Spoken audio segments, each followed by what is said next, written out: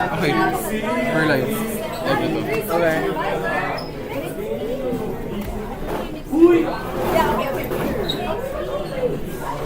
Okay, prayer, dynamics, center 4, okay. I'll just place it muna here. And then I'll just default it to the next. Okay, then let's... Kaya mo na yun, pre. Ito na, dalawa yung... So dalawa yung I press mamano. this, it changes to there? No, you have to press the stinger to, What? to swap. You have to press the transition to swap these two. So I have to go here, then I have to switch this with this. Yeah. And then, this. No, All this of only, this. and then you press Q. Yeah, okay, it shows now. This is the one that's being live streamed. What Okay. the hell? Okay. And then you have to next this also, and then next this also. So dalawa yung mamano. Okay. Okay.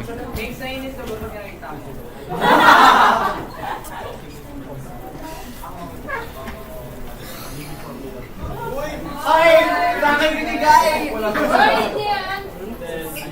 Jackie kasi maaaring kasama.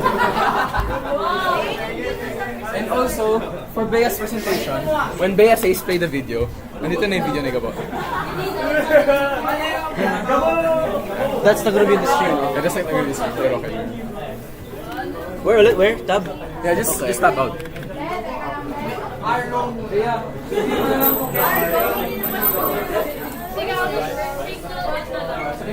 Let's hear from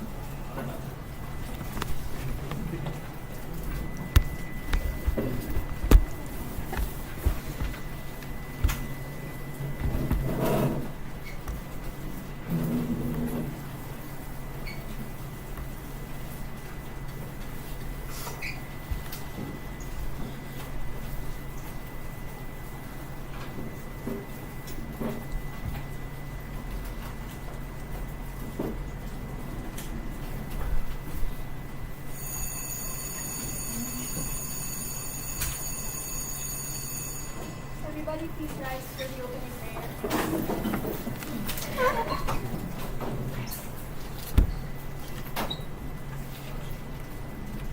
Alright, everyone please say your sign of faith. In the name of the Father, and of the Son, and of the Holy Spirit. Dear God, thank you for giving us this wonderful opportunity to become witnesses to the hard work of several groups in this class today. Give them the intuition and understanding they need to properly propose their research in the set of panelists for this day. Let us all enter this program with curiosity and open-mindedness to be able to appreciate every single word. All these we ask in your name, in the name of the Father, and of the Son, and of the Holy Spirit, and may all be seated and pray.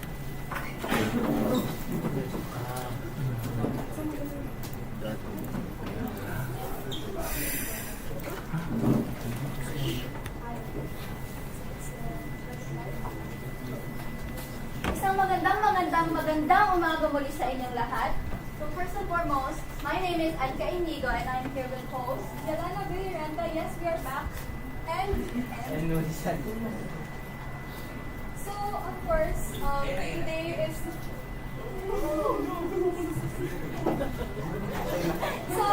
today is round 3 or day 3 of our research proposal presentation titled Larga, of course.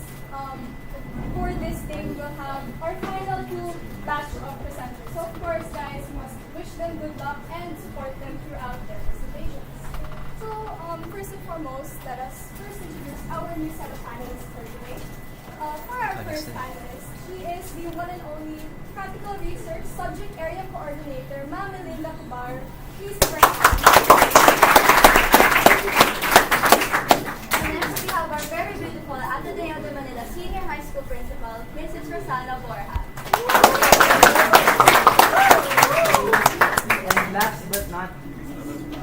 our very own STEM lead practical research advisor, Mix.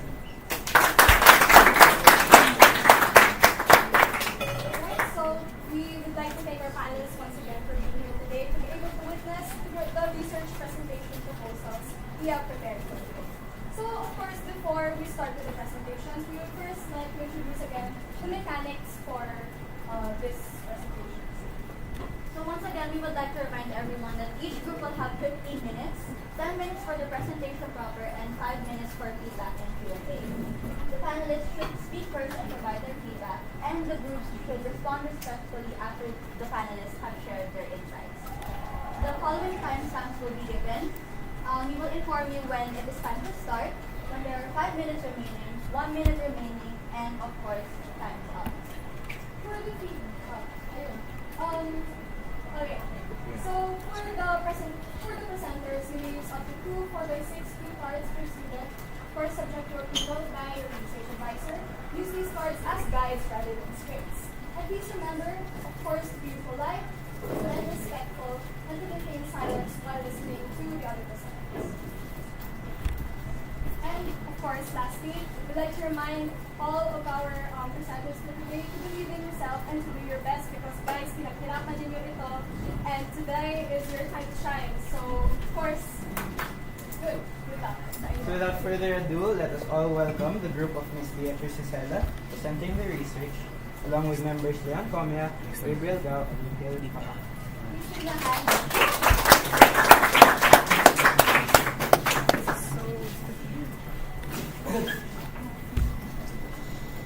Good day, everyone, and especially to our esteemed panelists and mixed students. We are Group 10, and today we are presenting our research topic entitled Evaluating the Efficiency of a Water Filter Made from Coconut Core, Carbonized Rice Husk, and Activated Carbon Gathered from Coconut Husk, and Filtering Flubber from Drinking Water. Contamination of water sources has been a major problem in the Philippines to this day. Due to production from several industries, waters contain toxic materials such as heavy metals, which include lead. And lead is a health hazard that can negatively affect your body, especially for children, as it aims and attacks the central nervous system, which can lead to comas, convulsions, and sometimes even death, with survivors exhibiting post effects of intellectual disability and behavioral disorders. There is also an obvious imbalance between socio-economic classes, as people of the lower classes tend to be more exposed to these contaminated waters due to the livelihoods they take and the locations of the places they go to. To explain the research gap and research questions, we will be hearing from the host.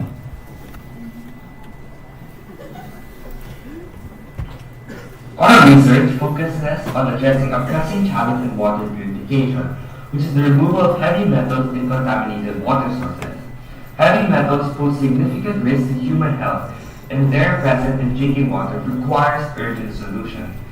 While several tried and tested methods are readily available, many of these prove to be inefficient or inaccessible due to their high cost associated with their advanced filtration technology, which makes them less feasible for widespread implementation.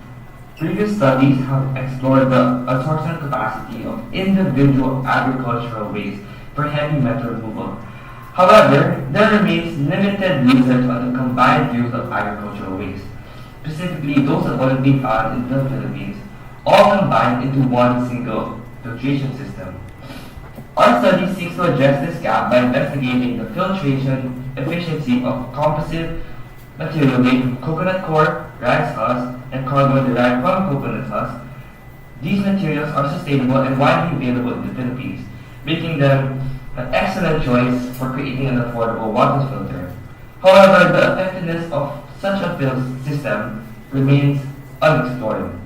To address this, our research poses the question: how effective is a filtration system utilizing a composite of coconut core, carbonized rice husk, and carbon derived from coconut husk in drinking water sourced from various environments? Our study aims to assess the effectiveness of this composite in removing one of the most harmful metals found in contaminated water. And we aim to develop a filtration solution that is cost-effective, sustainable, and readily accessible. Thank you both for that, Mark. So moving on to our hypothesis, we, the researchers, hypothesized that the creation of a filter with the absorptive materials such as coconut coir, carbonized rice husk, and activated carbon from coconut husk will be capable of filtering a majority of lead concentrations from our water samples. So for our review of related literature, it mainly consists of three topics. First of all, the correlation of heavy metals and the water physicochemical parameters, and vice versa. Number two, the absorptive properties are absorbent, and essentially why we chose them. And number three, contact time was a factor to the amount of lead that's actually going to be absorbed by the filter. So first of all, there are four correlations. Number one, as electrical conductivity and as total amount of dissolved solids increase, the amount of lead concentration increases. However, for temperature and pH level actually affects the amount of lead concentration that there is in the water. So for instance, pH is negatively correlated, meaning to say that if the lead concentration increases in the water sample, it may be a result because of low pH level. However, temperature is positively correlated, meaning to say that if temperature increases, so does the lead concentration. Now, in line with the research question, we have three parameters that we are trying to obtain for our water samples. So first of all, it should have a total amount of dissolved solids that is less than 1,500 milligrams per liter. Number two, it should have electrical conductivity between 0.005 and 0.05 Siemens per meter. And number three, it should be having 7 pH level and a temperature of 25 Celsius degrees. Now, effectiveness, again, in line with the research question, effectiveness in this study is determined by how close post-test values are to those parameters. And number two, effectiveness is also determined through the amount of electrical conductivity or the change in electrical conductivity and total amount of dissolved solids. Okay, moving on to the absorptive properties of our materials, multiple studies state that these materials are known to have a large surface area and pore size, making absorptive more efficient. A study by Amin et al. In 2020 also adds that they contain hydroxyl and carboxyl functional groups that are negatively charged. So when they interact with positively charged heavy metal ions, they are able to absorb these from the water, making filtration effective. However, as stated by Emahi et al. And Hanafia et al., their absorption capacity and efficiency depends on the physical and chemical treatments applied and the conditions these materials filter. As for the contact time, agricultural wastes were analyzed for a relationship between contact time and the removal efficacy. And after several literatures regarding various agricultural wastes such as rice husk, coconut cores, coconut fibers, sugar bagasse, and brewed feed waste, and after analyzing these, it was found out that a rise in contact time directly results in a rise in removal efficacy. This is because longer contact time of the agricultural wastes and the contaminated water allows for the active sites to filter out these lead from the water until it reaches a state called equilibrium, which is no further change to the removal efficacy. And this happens because of its saturation, where there is simply no longer any space left for the agricultural waste active sites to continue filtering out the lead from the water. Moving on to our methodology, our experiment will be using. So for our conceptual framework, our independent variable, absorption property, again, of the coconut husk or basically the agricultural waste of the utilization. And then of course, our dependent variable will be the amount of lead measured or be absorbed into the adsorbent. But of course, that will only be measured through the electrical conductivity and the total amount of solids in the water sample, which is again by literature. So our modulating variables, amount of citric solution, amount of contact time, the temperature of the rice husk and the coconut husk, these are again, these also determine the strength of the relationship between the two variables. And hydroxyl, the homogeneous monomer structure, and carboxyl, found in these absorbents, establishes connection between the independent and dependent variable. Now, our water sample pH, our water temperature, again, and as well as our volume of the liquid samples must remain consistent in order for consistency. Finally, let us move on to our methodology. So our experiment will be using a quantitative experimental pre-test post-test design to ensure comparison of results before and after filtration. Unfortunately, one of the limitations in our experimentation is that we will be applying non-random convenience sampling, where we plan to collect 4 water samples from one of the researchers' houses based in Parañaque City, Philippines. However, random assignment will still be applied. For the procedure, our experimentation will go on from late January to early February 2025. So by late January, we will start constructing the filters and gathering filter materials from Sariaya, Quezon. And we will begin constructing the 4 filters based on this image as shown here. So physical and chemical modifications were applied. So for physical modifications, we will be changing the temperature at which these materials are prepared. And for chemical modifications, we will be soaking the activated carbon from coconut husk in a citric acid solution at varying pH. So the reason why we chose a citric acid solution is because according to Kim et al., this adds new carboxyl groups and also improves the porous structure of the filter materials. So before we test the efficacy of these filters, 4 water samples were mixed with lead nitrate to simulate lead-contaminated drinking water.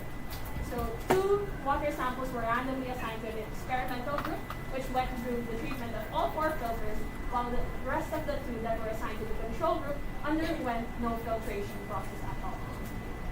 So contact time of the water with the filter was also recorded using the empty bed contact time formula.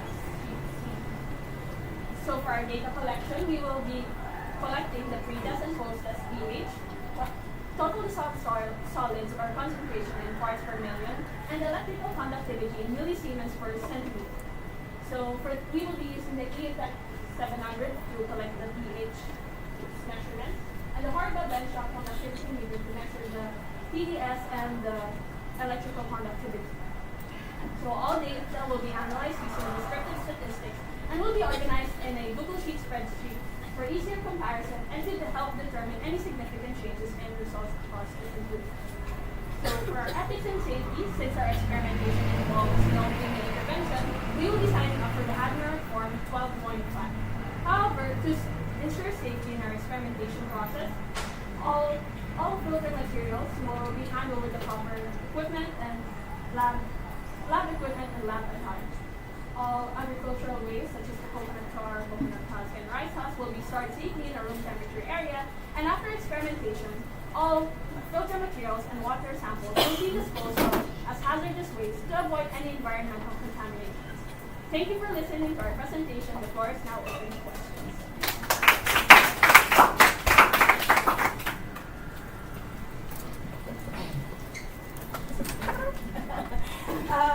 I was thinking, what kind of water do you filter? Oh, we plan to filter Collect dirty water from creeks? From the researcher. From your house. So this is faucet water. drinking water. Drinking water. And we will be putting Tap water. lead nitrate on it to simulate lead contaminated. Wait, are you allowed to use that? Uh, Lead nitrate. Yeah. Where will you get the lead nitrate? we have contacted them. How much will you put there? We are still unsure if that's Why lead nitrate in the first place? well, What are you trying to simulate? as we said previously, we were trying to simulate lead contaminated drinking water. And Pero, to be more realistic, yung drinking water ba natin ay normally lead contaminated? I'll follow up her question, which is the same. You're already assuming that our drinking water is lead contaminated. I just checked on Google. Is tap water safe? It says it is. So, di ba? Parang, tapos, ang gagawin nyo, kukuha kayo ng tubig, tapos dadagdagan nyo, di meron na.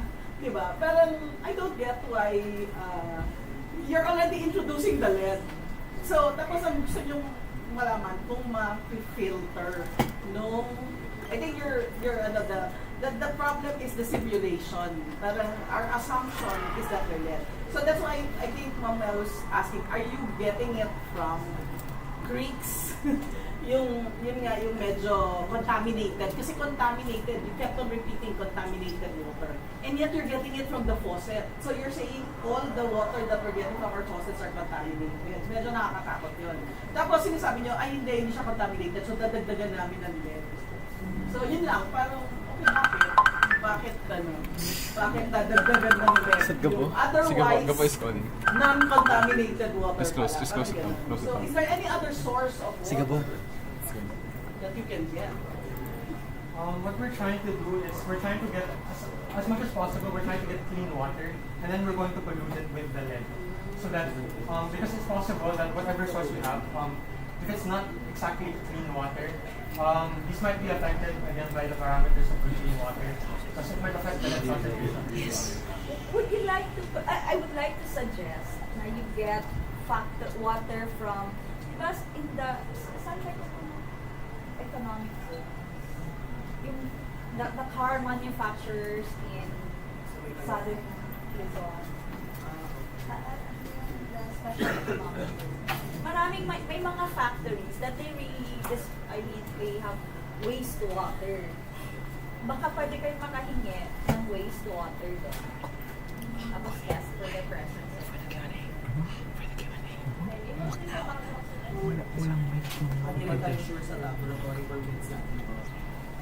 If ever naman po na meron, lahat naman ng concentration will be done sa third floor.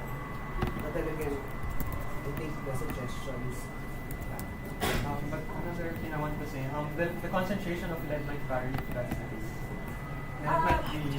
Pero kung isang sample, isang batch, then they will have the same concentration. Would you like to do that? Pero nag-worry din ako, baka wala kayong sila na from these factors. Might not be able to get the water. That's also one of our factors. But we will take into consideration. Okay. Where will the carboxylic acid attach to the activated carbon? What's the chemical formula for carbon? And how will it produce the carboxylic acid chain? Well, Anong meron sa carboxylic acid that will make the lead particles attach to it? well, as we stated previously in our assorted property section, a study by Amin et al. In 2020 states that these materials contain the carboxyl and hydroxyl groups. And since they are known to be negatively charged groups, they are able to attract the positively charged heavy metal ions. In fact, they will attach to these groups and help filter out the heavy metals in the water. It's like separating them. Do you have the chemical equation for showing the activated carbon plus the acid that you will soak it in will produce carboxylic and hydroxylic groups? Apologies for the language, unfortunately. But we will consider. Is there a chemical reaction that, kasi diba reactive ba ang activated carbon? Let's give chance to those who haven't answered yet. Will it react to the acid? Hindi, yun. Sige, mamaya nyo naisipin kasi nag-worry ako. What if there is no what if you cannot achieve the reaction? Tapos hindi siya mag-work. And you will say that this whole thing.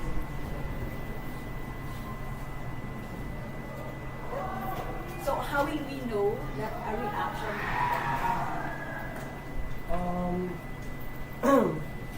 or alamin niyo muna?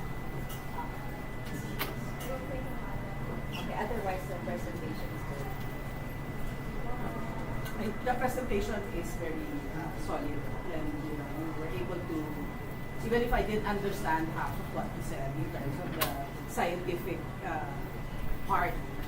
My concern also is like you want to do this because you want to help, presumably, a significant portion of our population who have no access to safe drinking water. Correct? That's the goal, right? That's why my hope is that you're able to get water that these populations actually use right now. So, hindi galing sa mga bahay nyo. Kasi yung mga bahay nyo, safe yun. Okay? Safe lahat yung tubig natin. Para hindi na kayo magdagdag din ng lead. Diba? Kasi you also want to prove that the water that is available to a significant part of our population is not safe. So, kunin natin dun sa mga areas na talagang hirap, diba? Might not, where do you go for for the TB? Your water is also safe. So, your TB areas are also safe. Marikina is also safe. So, parang get it from areas where they do not have any access to safe drinking water. Yun yung not your Kasi nga parang feeling ko there are two parts to your study. One is determining whether the water is contaminated or not. Okay? Hindi yung mag-i-introduce kayo ng substance to make it contaminated. Kasi parang that's, I don't know how to call it. Parang kinabgahan nyo na. Kinabgahan nyo na yung variables nyo. So natural method na yun kasi dinagdag nyo eh. Yung sana nandun na to start with. You want to know, number one, you want to know first if the water is contaminated. And then second, oh yeah, it's contaminated. Now let's filter it. Yun yung parang mas gusto ko na flow ng study. So that you can actually, and then that's where you can really come in and help. And yung how to filter it, that's the part where Mom Mel already mentioned na the chemical process might also be an issue. So, okay, thank you for the suggestion. So we'll definitely think about what is the better place to take the sample from. We'll definitely reflect on what is the real chemical process that takes place to make the water source. So, you have to establish first na meron carboxylic group, a hydroxyl group na attached to the activated carbon. Through the citric acid. Yeah. So, follow this parang framework-based studies. So, establish it. And we apologize po for Gabon is currently competing, representing Ateneo in a swimming competition. So, which is why Sana clean water. Sana clean water. Invest natin yung swimming. Siya po actually tumatawag. Gusto niya yatang sumali sa Okay. Thank you so much. Thank you.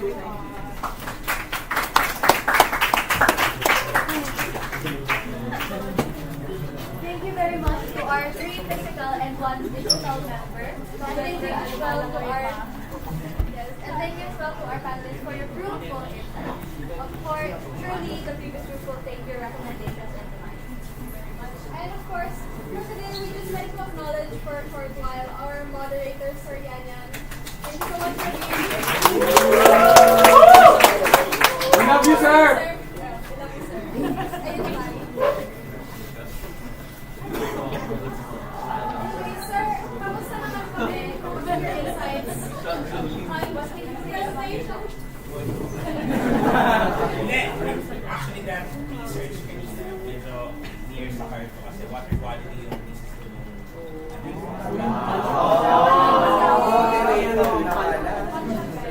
For this group, baka you can go to Sir Yanyan for advice and guidance. So before we move on to our last and final presentation of the program, a small, gentle reminder to please remain silent throughout the entire presentation. So without further ado, the final presenters, the group of Sir Albert Maluping with members Luigi Giles, Miguel Santos, and Celine Paz. Just give them a hand, guys.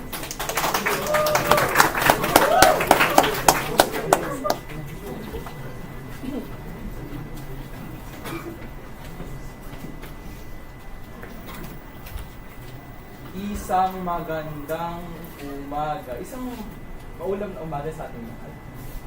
My name is Albert Maluping and here are my robotic groupmates. Hey, hi guys. So, kindly introduce yourselves first. I am Celine Tan. And here we are today presenting our research title, which is called Iron Arm, the development of a bionic arm for individuals with osteoarthritis. So you might be wondering, what is this topic all about? So allow Miguel to explain the introduction of the topic. To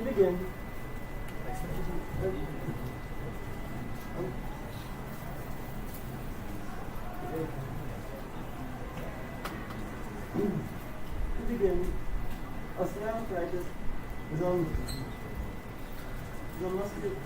musculoskeletal disorder that wherein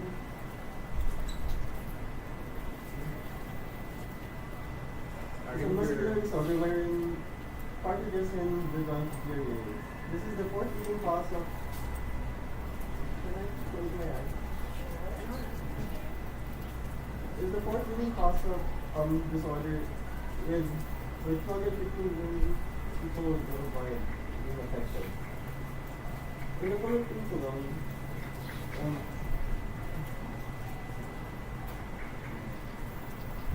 there's approximately 10% or 250 million people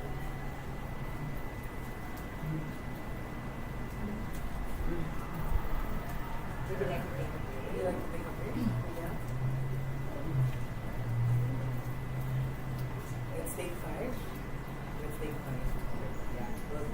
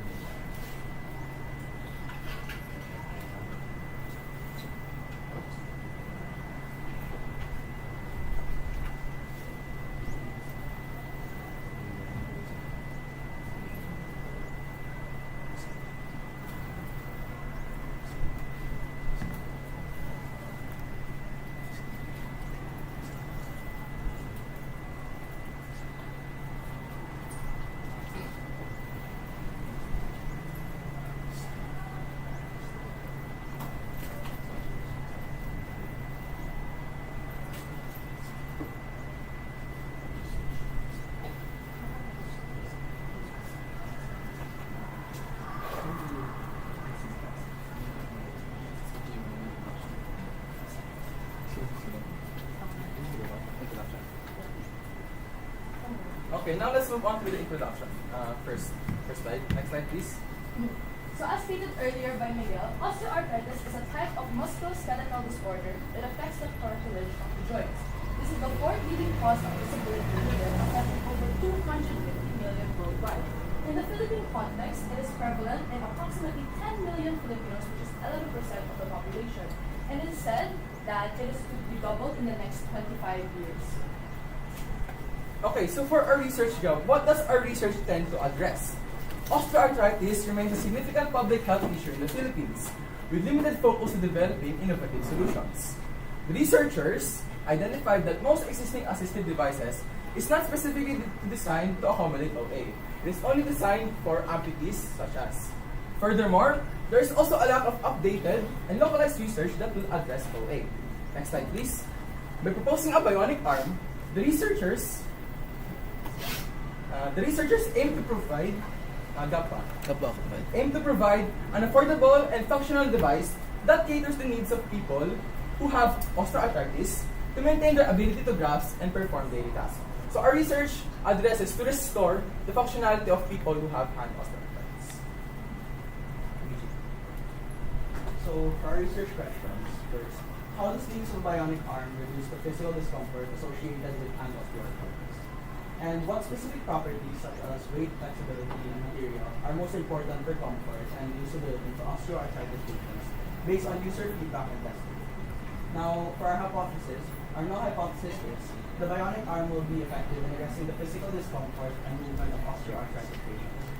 For our alternative hypothesis, the development of a bionic arm is not effective in addressing the physical discomfort and movement of osteoarthritis patients. Now, for the review-related literature, according to a research by Raman et al. 2024, hand osteoarthritis, or HOA, is prevalent in ages 60 and above due to the natural degeneration of cartilage and osteopenia.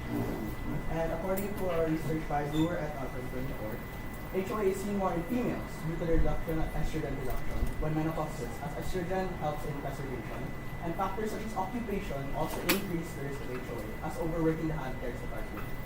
Now, by research conducted by Yuan et al. 2021, there are currently no effective treatments for HOA that slows down the progression. Current therapies primarily focus on managing the pain and improving joint function. Now, robotic limbs have recently been used in cases of HOA and other disorders where limbs are affected. because there has been exploration using robotics as a form of rehabilitation for such cases. Dexterity and weight are key components considered when developing a robotic arm, as it is essential to mimic the functionality of a real hand or arm. Now, for the mechanics of a bionic arm, we will be making use of an electromyography sensor, EMG sensor, to measure the nervous system in the device to mimic the human arm.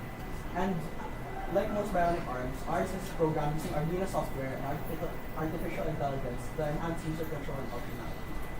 Okay, so now that we know this is our simple conceptual framework. So obviously we're going to develop an arm base, and this will compose of two components. So there's going to be like two bases. One will be 3D printed using ABS material and PVC parts. And then afterwards, we have the EMG sensor and the Arduino and the servo motor. This quantifies as the input and output of the functionality of the arm. Next slide. So, for our methodology, in this research, we used a mixed method design, specifically the exploratory sequential design. This is because we're going to analyze the quantitative elements first and correlate it with the qualitative elements later on to ensure the validity, to enhance the validity of our study. For our participants, we are going to gather those aged 60 to 75 years old and of course diagnosed with hand osteoarthritis. Factors to consider as well were gender and occupational background. We highlighted this as previously mentioned in the related review of literature. These factors play a significant role in hand osteoarthritis. Our sampling method will be a non-random sampling method, specifically purposive and convenience. Purposive sampling to ensure that the participants and the data we gather are relevant to our study, and convenience sampling for accessibility and practicality to the researchers. The specific centers we're going to contact is one, a public institution, the Philippine Orthopedic Center, as this center in the Philippines in Quezon City focuses on disorders concerning the bones, so osteoarthritis is under that, and a private institution, UERM Medical Center, as this is the only school in the Philippines that offers courses and programs regarding prosthetics and orthopedics. And over here, this is our independent variable, which is the material using creating the bionic arm. The dependent variable, which is basically the comfortability, strength, flexibility, and battery life, and the control, which is the type and duration and state of participants. So now that we know that, this is our construction. So this is the conceptualized 3D model of what the bionic arm will look like. Next. Okay, next. For the clarification. So, as mentioned earlier, we're going to have two models. One of them was 3D print and PVC. So for the 3D elements, we're going to use a 3D CAD software, Shaper 3D, to model the parts to be printed via Bamboo Lab Studio. So for the electronics, this will be soldered, and then the 3D printed parts will be hot glued together. The parts that will be 3D printed are the hand extension, finger support, placing of wires, the panel, and the container of the central unit. The central unit is basically where all our electronics is going to be. So it's going to be measured to 12 by 7 centimeters respectively, as this was based on the Arduino Mega RP2560, which is 10.16 by 5.33 centimeters respectively. And also we chose this measurement as it has allowance for the battery and wires, like the 9-volt lithium-ion battery. As for the hand extension, so that's the artificial hand that's going to be over there. The fingers were measured to the average anatomical size of Filipinos, which is respectively the thumb 13.11 centimeters, index 17.8 centimeters, middle finger 18.5 centimeters, ring 17.37 centimeters, and the little finger 15.02 centimeters. And the hand base will be 9.8 centimeters long.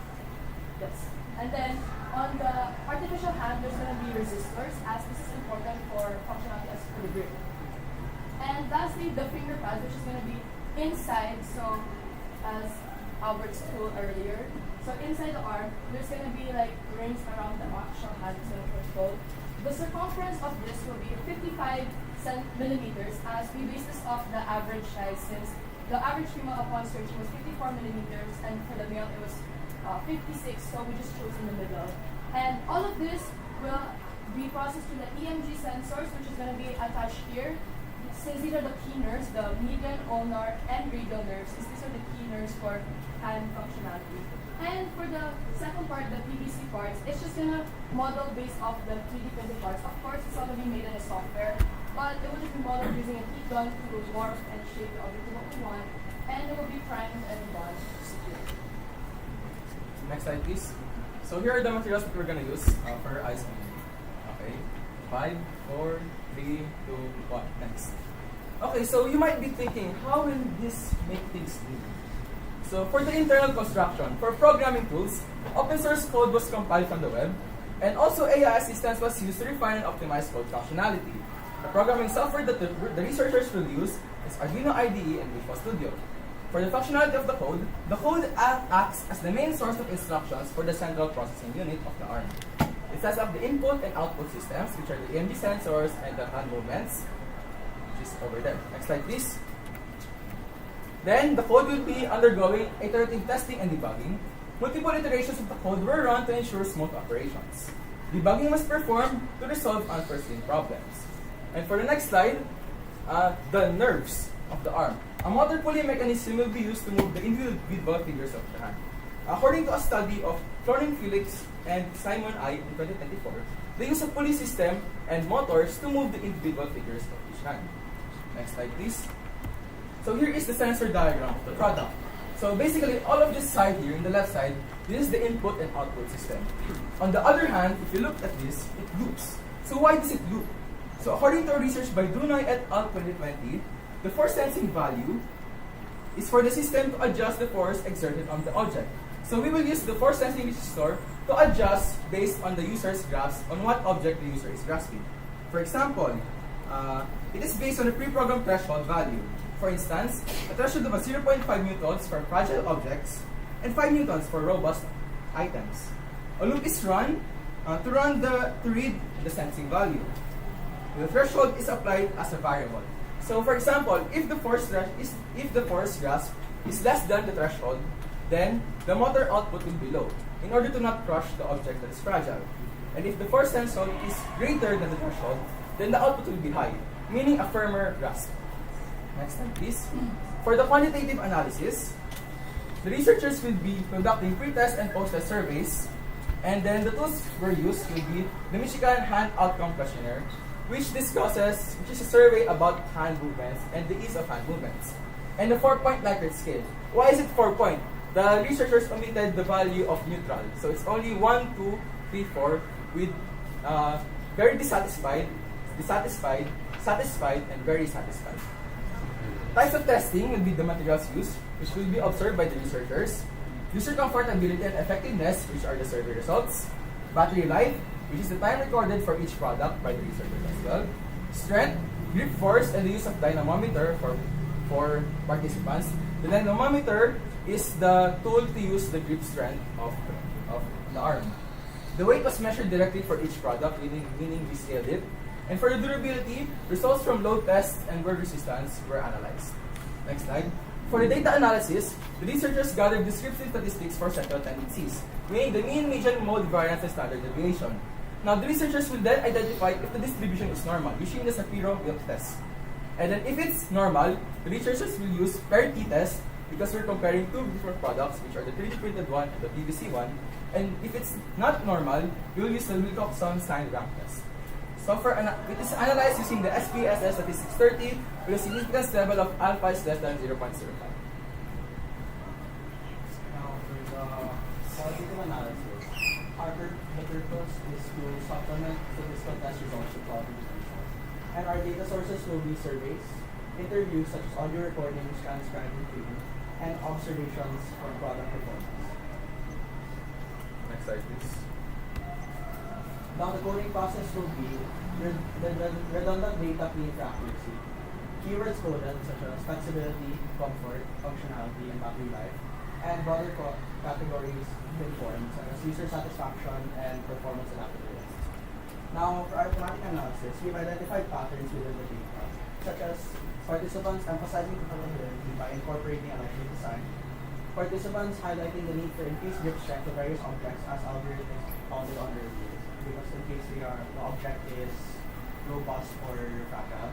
And for our theme formulation, we have found themes on insights on how product met the user requirements and how the themes connected to study objectives. So for our overall analysis, we use a triangulation approach or integration of qualitative and quantitative data. So, comparison of data, we use converging data, which aligning conclusions from qualitative and quantitative results. The qualitative characteristics supports the quantitative. Next slide, please. Excellent. The study. And lastly, obviously, at experience, since we will be testing on live participants, the patients, the study will seek the approval of the Majorem Dei. So, of course, the conditions of the experiment will be stated the hospitals contacted, as well as the patients. Orientation sessions will be given to the participants, anonymity and confidentiality were strictly implemented. And of course, participants are allowed to back out anytime they want to in case of this phone call process. And for data collection, 1 year duration via Google Drive and Microsoft OneDrive. And after 1 year, it will be And that is it for our presentation. We hope for a future that people with HOA will now move and can contribute to society and to rehabilitate their conditions. That's it po. Questions or no?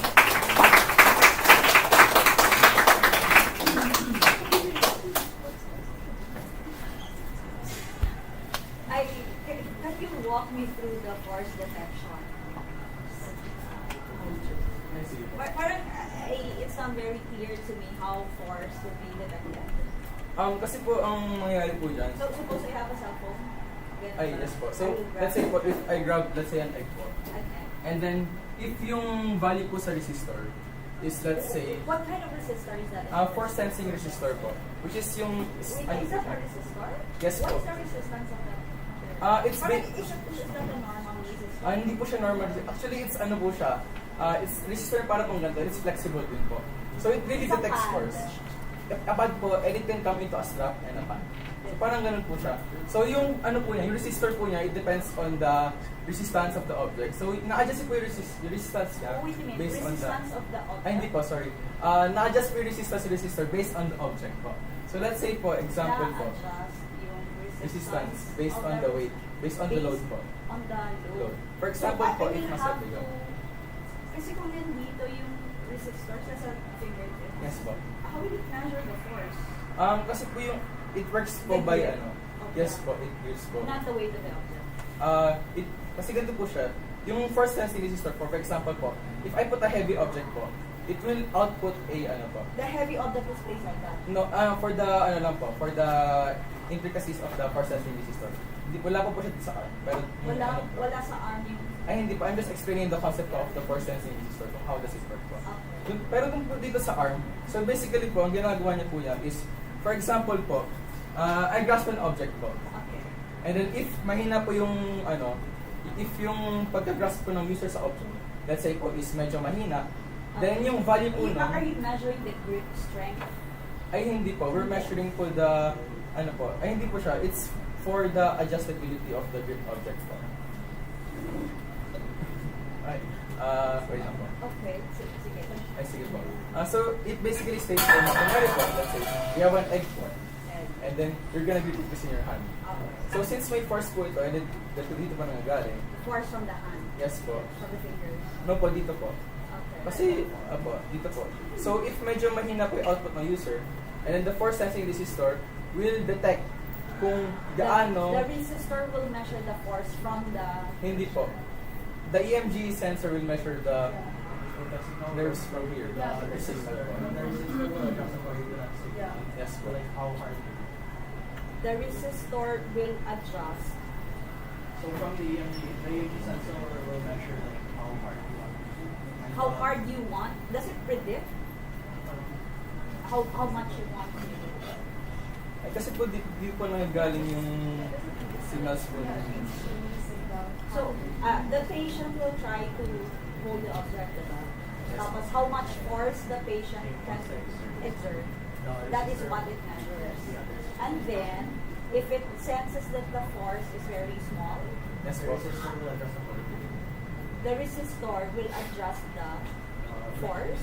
The motor po, for The the motor. fingers. So, okay. So basically po, if medyo lightweight po, or if medyo soft po yung ano, kinikarry po, So parang i-adjust po yung resistor yung value. Then yung value po ng resistor na yan. Wait lang, how will the resistor know na it's less than the required? Meron pong variable, which is the threshold value. If it's less than or greater than the value po, it will basically adjust po depending on the value po of the forced threshold. Do you have a program for this already? We still don't have the program po. We're still on the concept of base. I'm wondering how you will program the logic involved. It's based on multiple sources po. Pero meron na kayo. Program po na code. We have the software po, pero yung compilation of code po, wala pa po kami na. Okay. So there's still sino adjustments marunong po. mag-program sa inyo? So, pati yung logic. Yes. And of course, we're going to base it off the review of related literature since they also have done this before and therefore they use the same coding software. And then we'll search other codes po from online sources to match if meron po bang code na optimal po dun sa gamit namin.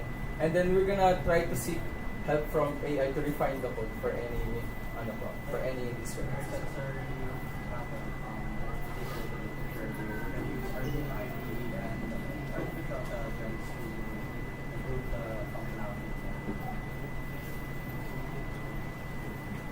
Okay. Where will the quantitative data come from? From the surveys po, and for the different tests po of the arm. So in different tests po is include the battery time, which is the time it takes po, and then yung load po, how does it weigh, What do you and then mean by yung, battery time? how long does it take for the device to load up po? How will you know if it's over? If it doesn't work, if it stops. Okay. Pero doesn't the 9-volt battery have a specific lifetime? Lifetime? It depends po on the power output po of the. So what is did you calculate already? The power output? Hindi ko po siya nakakalculate. Pero estimate po under mga nasa, let's say, 24 volts po of the. But what about the power? Paano what about the power? Kasi voltage is voltage. Yes, po. Power eventually. Hindi po siya nakakalculate yung mismong watts output.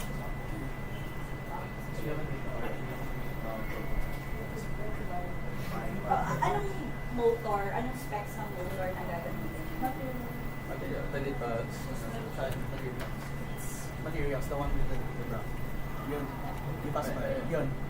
Wala kayong power output sa motor? Ayun po yung mismong battery po. So yung battery po, rekta po sa Arduino. And the Arduino will power the motor.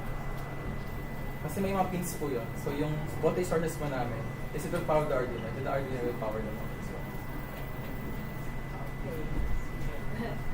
Siguro, but you'll have to, maybe you'll have to specify. yes po. We'll have to scrutinize it further. Yes po. We're gonna buy. I cannot tell. Okay. Well, sige, number one, I'm impressed, a bionic arm. This was science fiction when I was younger, but now it's here. And it's in a senior high school classroom already. So, impressive. But my input here is the human aspect. Osteoarthritis is very painful. It's a very painful disease, and it's progressive. So, we had measurements about the hand. The hand swells when there's osteoarthritis. You got average measurements. So, have you figured in the changes in the hand of a patient with osteoarthritis? Na mag-iiba yun. Either lalaki or mamamata. So that's one. And then, there's a lot of the technical stuff. There's very little of the human aspect of it, which is the pain and the suffering of the patients. And ethics is going to come in here. Kasi masakit yan. Diba? Lalagyan nyo pa ng contraption. Diba? Tapos may kuryente pa. So, doon ako na, so parang sinong papayag, di ba? At what point will the patient say, sakit, di ba? Hindi ko na kaya, di ba? Parang gano'n. So, you might have problems there. And although your objective is very, pero yun lang, aralin nyo rin yung sakit. Kasi baka nakakalimutan nyo yung human aspect. Actually, yung sa thematic analysis, one of the patterns we observed was in a research conducted by Satori et al. in 2019, the participants emphasized the need for group mobility by incorporating a more lightweight design. Lightweight. Kasi if it's too To add to that lang po, like yung suggestion ko yung una, yung regarding the size and whatnot, yung average size po, that's for the this is artificial hand. And for the real life hands, well, I did take into consideration since the bones will get distorted, there will be Velcro straps naman po para po ma-adjust siya. Hindi lang po siya fixed na, because that would be unfair since obviously Additionally po, yung signal po ng hand is manggagaling po dito. Yes. So basically, there will be no movements from the hand. Yeah, so maybe you can also consider the stage of the disease. Parang don't get patients na. So obviously, not advanced, di ba? Yung ano lang, yung nagsisimula pa lang. Kasi ano yun, masakit talaga. So, We'll take into consideration and scrutinize further po. Any questions?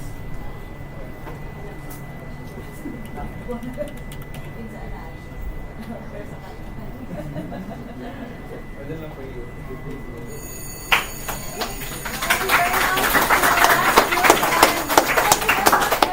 Presenting and for the panelists for your time. We would like to commend everyone for all of your efforts, for all of your research presentations. Surely, your efforts won't go to waste. Again, like Sir Yanyan said, malayo pa, pero malayo na. So, a round of applause for yourself. We will be from the back of the back. High five your groupmates. You know, kasi tapos na talaga. And you step on your research defense. So, with that concludes the third and final day of Gloriam.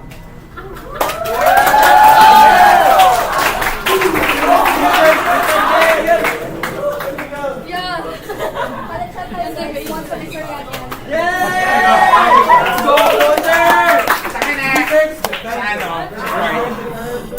Sige na, isipin niyo na yung ano nyo. Kasi yung nabuhan nyo for Filipino, sige na. Guys, still grouping. Put the tables in a circle. Mix, pwede lang yun yung